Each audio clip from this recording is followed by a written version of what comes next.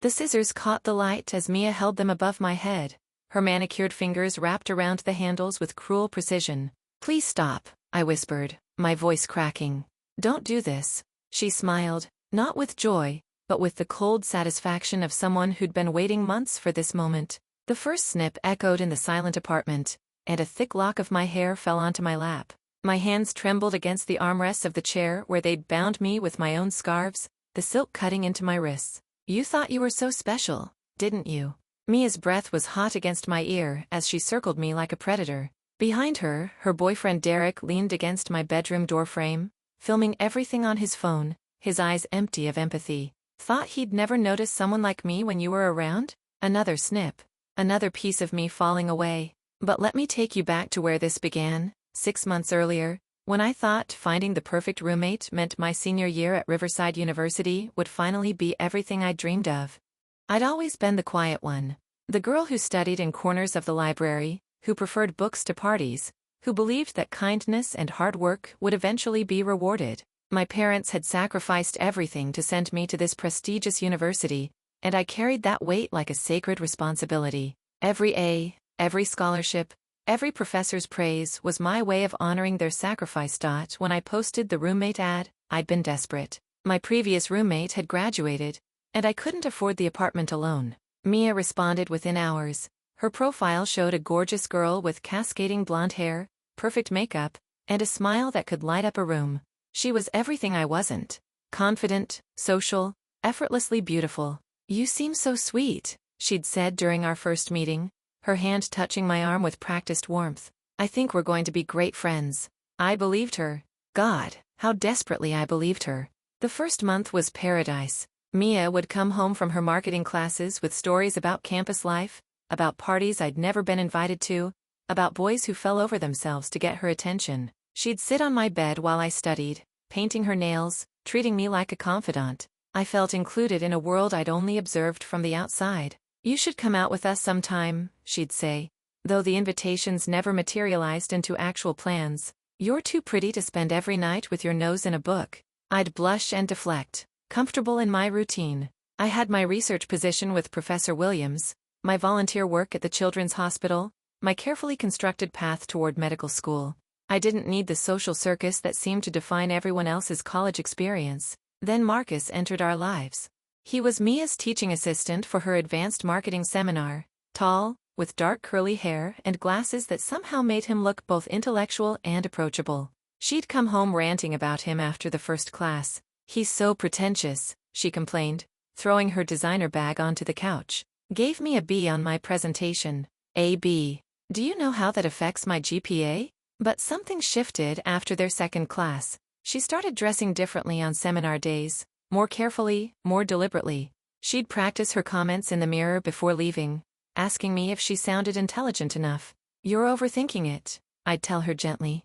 "Just be yourself." The night she brought Marcus to our apartment, ostensibly to study for the midterm, I was making tea in the kitchen.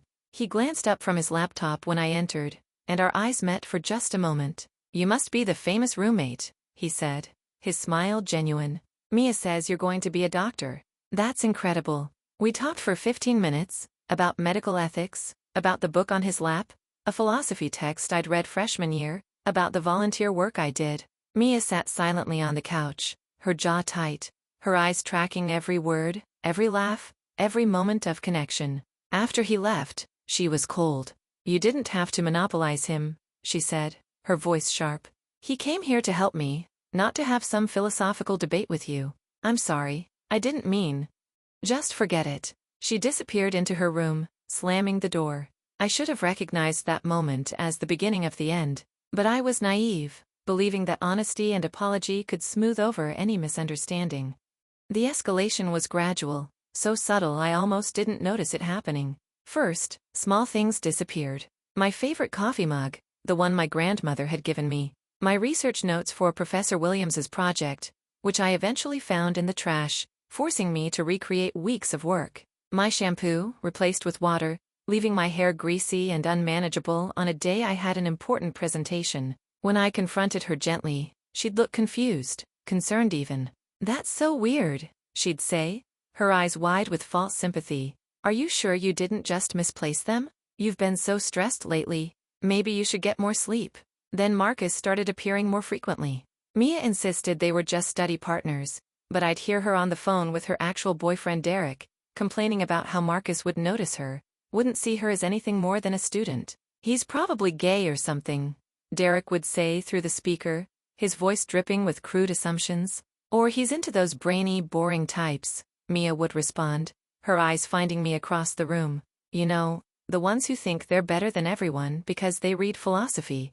One evening, Marcus stopped by unexpectedly. Mia wasn't home, she was out with Derek, and he seemed embarrassed, shuffling his feet in the doorway. I probably shouldn't be here, he admitted, but I found this at the library. He held out my wallet, which I'd been frantically searching for all day. Your ID was inside. I wanted to make sure you got it back. Thank you, I breathed, relief flooding through me. I've been losing my mind looking for this. Can I ask you something? He hesitated, then continued. That volunteer work you do at the children's hospital, do you think they need more help? I've been looking for a way to give back, and after hearing you talk about it, we spent 2 hours that evening talking about childhood illness, about the kids I worked with, about his own sister who'd battled leukemia as a child. When Mia came home with Derek, she found us laughing over tea, surrounded by pamphlets and volunteer applications. Her face transformed, just for a second, into something ugly and raw before she plastered on a bright smile. Marcus, what a surprise. She draped herself over Derek possessively. I didn't know you were coming over. We could have planned something fun. The temperature in the room dropped 20 degrees. After Marcus left, with plans to join me at the hospital the following week, Mia's mask finally cracked. You think you're so fucking special, don't you? She stepped close to me, her perfume overwhelming. Poor little scholarship girl with her noble causes and her big brain. You think that makes you better than me? Mia, I don't think. He was supposed to be mine. Her voice rose to a shriek. I dressed for him, I changed my entire personality for him, and you just sit there being yourself and he gravitates to you like you're some kind of magnet? Derek wrapped an arm around her waist. Baby, she's not worth it. Look at her, she's nothing. But Mia wasn't finished. You know what? You're right. She is nothing. And I'm going to make sure everyone knows it.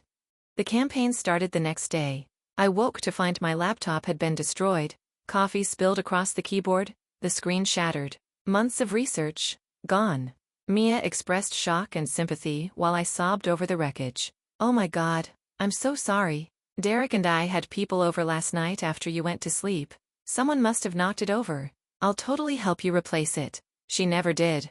My clothes started disappearing from the dryer, turning up days later in dumpsters behind the building. Photos appeared on social media, photos of me sleeping, of me studying, of me doing ordinary things, but with captions that mocked me. This is what having no life looks like. Imagine being this boring. When you think reading is a personality trait, I tried talking to her, tried reasoning, tried confronting, tried ignoring. Nothing worked. Then she discovered my journal. I'd kept it since freshman year, a private record of my thoughts, my struggles, my dreams. In it, I'd written about Marcus. Not romantic fantasies, but observations. How talking to him made me feel seen.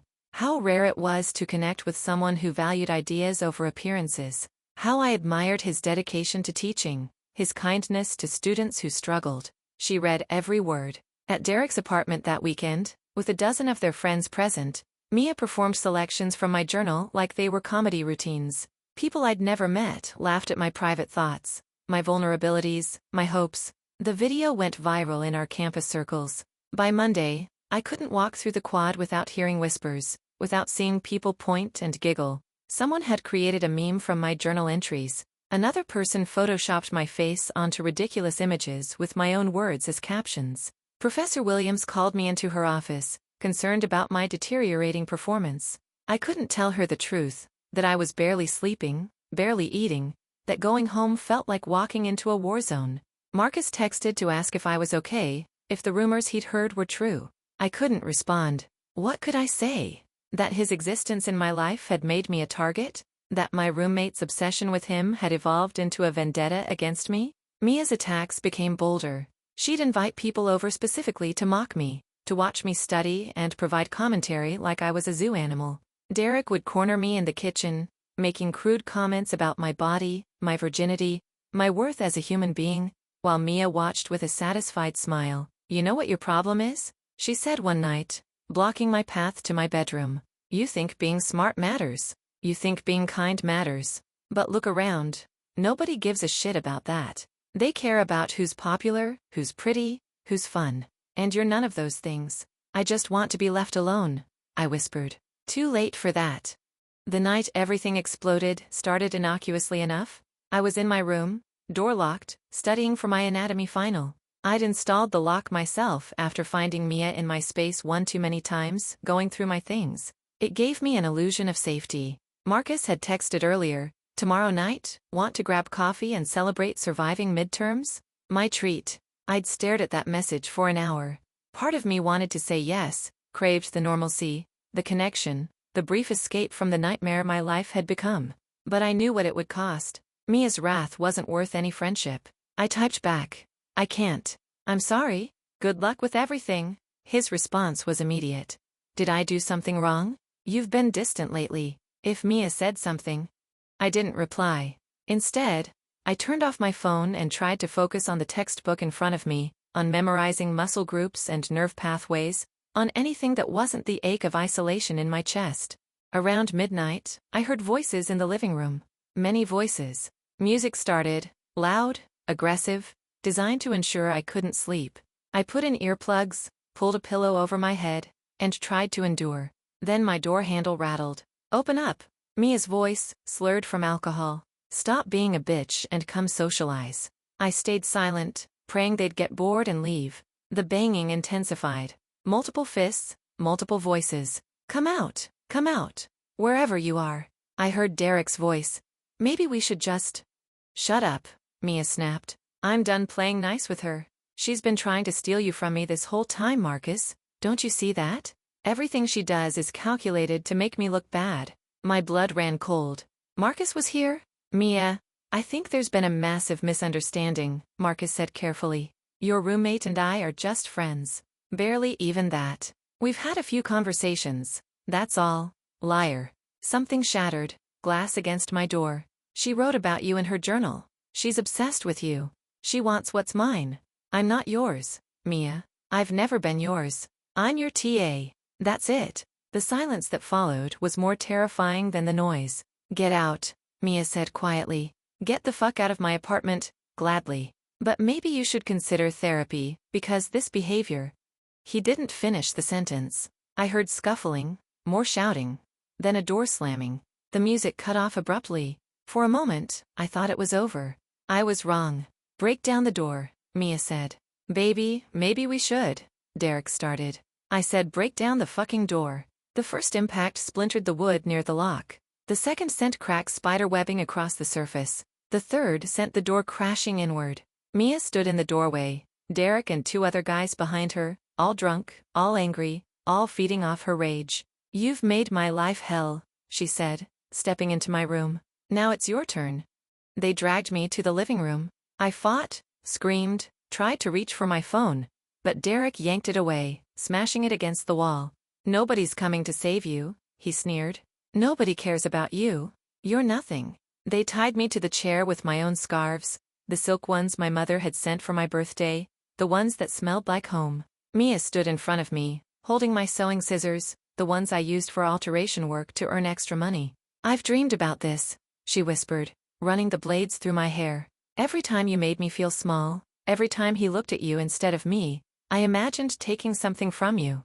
Something you can't get back." The first cut was hesitant. The second was more confident. By the third, she was smiling. My hair fell in chunks around the chair, long brown strands I'd been growing since high school, that I'd never dyed or damaged, that my mother used to braid before bed when I was young.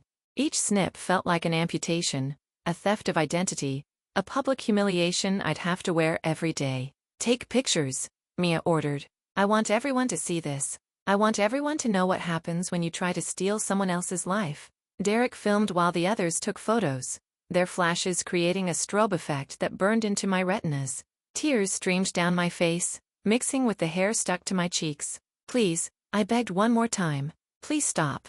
"Begging doesn't work," Mia said, cutting closer to my scalp. "Trust me, I know." I begged my parents to pay attention to me instead of my perfect older sister. I begged Marcus to see me as more than a student. Sometimes, people just don't care what you want. They take what they want and leave you with nothing. She was projecting her entire history onto me, I realized. This wasn't really about Marcus or jealousy or roommate conflicts. This was about a girl who'd spent her whole life feeling invisible, trying to make herself visible by destroying someone else. But understanding her pain didn't make mine hurt any less. When she finished, my reflection in the dark window showed a stranger, jagged patches of hair, some areas cut to the scalp, others left in random tufts. I looked like a victim of violence, which I suppose I was. Now, Mia said, kneeling in front of me, her face close to mine, you're going to move out, tonight, and you're going to tell everyone you did this to yourself because you're crazy. You're going to disappear from this university, from Marcus's life, from my life. Or I'll make sure these pictures go everywhere. Your parents will see them. Your professors. Every medical school you apply to. I'll destroy you so thoroughly, you'll wish you'd never been born. She meant every word. I could see it in her eyes. The desperation of someone who'd gone too far to turn back, who'd committed so completely to cruelty that mercy was no longer an option.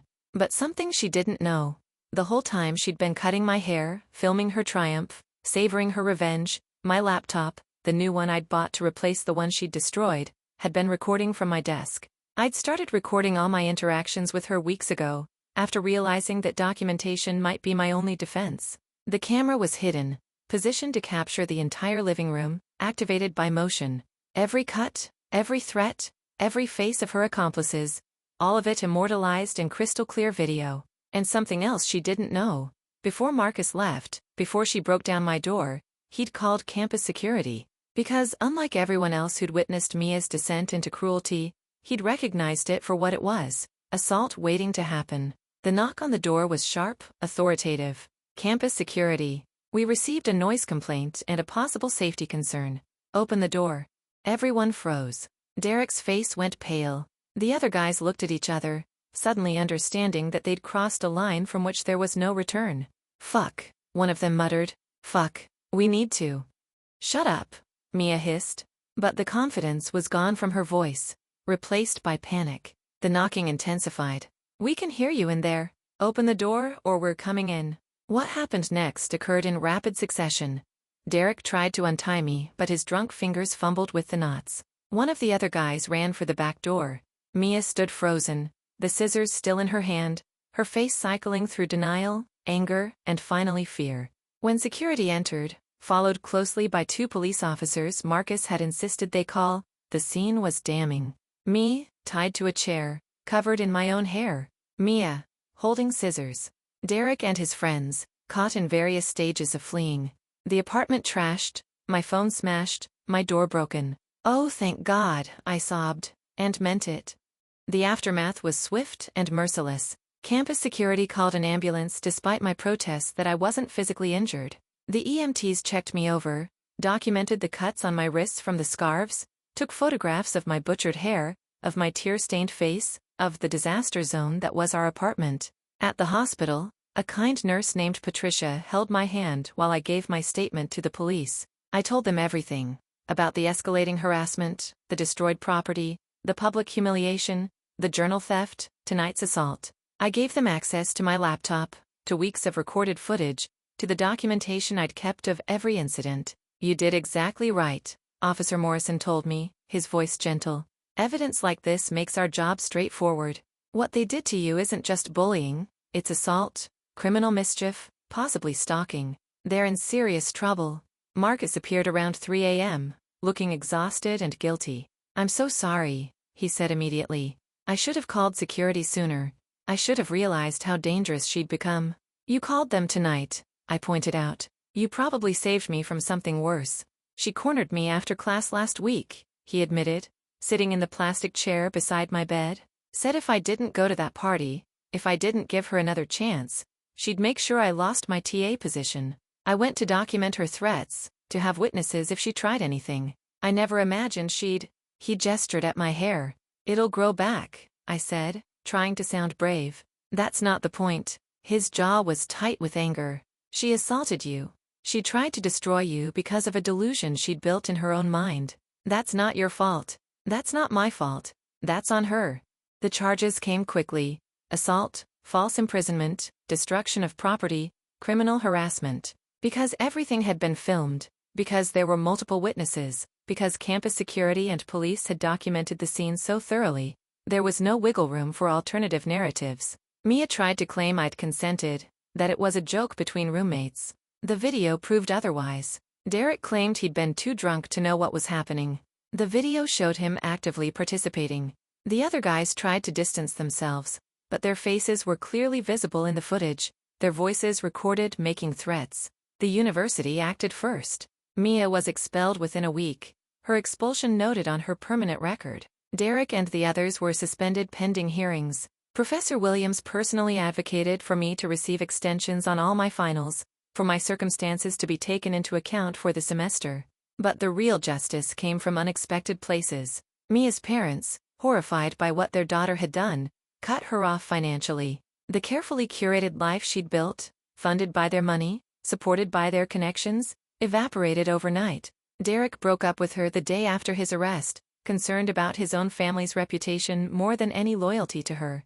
The video I'd recorded went to the police, but somehow, I suspect through Marcus, though he'd never admit it, clips reached campus social media. Not the assault itself, that felt too personal, too violating to share publicly, but the before and after. The moment Mia threatened me with complete destruction, followed by her face when security arrived. The same people who'd mocked me, who'd laughed at my journal entries, who'd treated me like a campus joke, suddenly fell silent. Some even reached out with apologies, hollow, self-serving apologies designed to distance themselves from Mia's actions now that there were consequences. I ignored most of them. The criminal cases took months to resolve. Mia eventually pled guilty to reduced charges to avoid trial, receiving probation, community service, and a restraining order. Derek and the others received similar sentences. None of them would serve significant jail time, but all of them would carry records that would follow them forever. Marcus testified at the hearings, explaining how Mia had harassed him, made unwanted advances, threatened his career when he refused her. His testimony, combined with mine and the physical evidence, painted a picture of a young woman who'd unraveled completely, who'd let obsession and jealousy consume her until she couldn't distinguish between reality and her own delusions. The tragedy, the judge said during sentencing, is that Miss Chen had every advantage, intelligence, resources, opportunity, and she squandered them. Not through bad luck or systemic barriers, but through her own choices. She chose cruelty over kindness. She chose violence over communication. She chose to destroy rather than create. These choices have consequences. It took me 3 months to feel safe in my own space again. I moved into a studio apartment, small but mine, where I could lock the door and know I was truly alone. I shaved my head completely, decided that if I couldn't control what had been taken, I could control what remained, and discovered that I liked how I looked. Fierce, survivor, different. Professor Williams offered me a research assistant position that included housing the following year. "You've shown remarkable resilience," she told me. "Medical school needs people who can handle pressure, who can maintain ethics under stress. You've proven you have both." Marcus and I did eventually get that coffee. We talked about everything: the trauma, the aftermath, the strange way violence had bound us together when neither of us had asked for it. He apologized repeatedly for being the catalyst, even though I told him again and again that he'd simply been existing, and my existence had been crime enough in Mia's eyes. "She taught me something important," I said during one of our longer conversations, months after everything had settled. "That there are people in this world who will hate you not for anything you've done, but for what you represent to them. You can't fix that. You can't be smaller or quieter or less yourself to make them comfortable. All you can do is protect yourself and refuse to let their hatred define you." "That's a hard-won wisdom," Marcus said softly. "The hardest kind." We never dated. The trauma of everything that had happened made romance impossible, and honestly, I think we both preferred the clarity of friendship. He continued his graduate work. I continued mine. Sometimes we'd study together at coffee shops, two survivors of someone else's obsession, rebuilding our lives one day at a time. I graduated with honors, my record intact despite the semester from hell. Mia's attempt to destroy me had, in a strange way, galvanized my determination. Every time I wanted to quit, every time the memories became too heavy, I'd remember her face when she said I was nothing. And I'd prove her wrong one more day.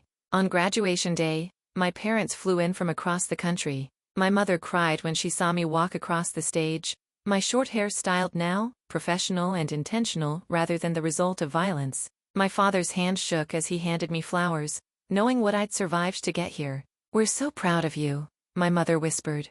"Not just for graduating, but for surviving. For not letting her break you." "She almost did," I admitted. "Some days, she did break me, but I learned to rebuild." Professor Williams pulled me aside after the ceremony. "I have something to tell you," she said. "Mia applied to work in my lab last year before everything happened. Did you know that?" I shook my head. I rejected her application. She had the grades, but something felt off in her interview. She seemed more interested in status than science, more concerned with how things looked than how things worked. I think that rejection might have been part of her spiral. "That's not my fault," I said firmly. "Her spiral was hers alone." "I know. I just wanted you to understand that her obsession with you wasn't rational. You represented something she wanted and couldn't have, not your appearance or your roommate or any specific thing, but a kind of quiet authenticity she couldn't fake. That's threatening to people who've built their entire identity on pretense." Years later, I'm finishing my residency at a children's hospital, working with kids who face impossible odds every day. I see them fight with a courage that dwarfs anything I've experienced, and it puts my own trauma in perspective. Sometimes I think about Mia, wonder where she ended up, if she ever got the help she needed, if she ever understood the magnitude of what she'd done. Mostly though, I don't think about her at all. She wanted to be the defining event of my life, the thing that broke me forever. Instead, she became a footnote, painful but survivable, significant but not determinative. Marcus and I still text occasionally. He's teaching at a university across the country, married now to a woman who makes him laugh, living a life that has nothing to do with that terrible semester. We're friendly but distant, connected by history but not defined by it. I've learned that survival isn't about forgetting trauma. It's about integrating it, acknowledging that it happened, that it changed you, but that you are more than the worst thing anyone ever did to you. Mia tried to reduce me to nothing. Instead, she accidentally revealed my own strength. In the end, arrogance crumbles, but dignity survives. Cruelty might win battles, but resilience wins the war. And obsession, that poisonous thing that consumed her, burns only the person who feeds it. I am not the same person I was before that night. I'm harder in some ways, more cautious, slower to trust. But I'm also more certain of who I am, more protective of my boundaries, more willing to fight for myself. Mia wanted to break me forever. Instead, she forged me into something stronger than either of us imagined I could be. And that, I suppose, is the real revenge, not in her destruction, but in my refusal to be destroyed. Not in her punishment, but in my persistence. Not in her downfall, but in my rise. I survived. I thrived. I became more than she ever allowed herself to be, and that will always be enough.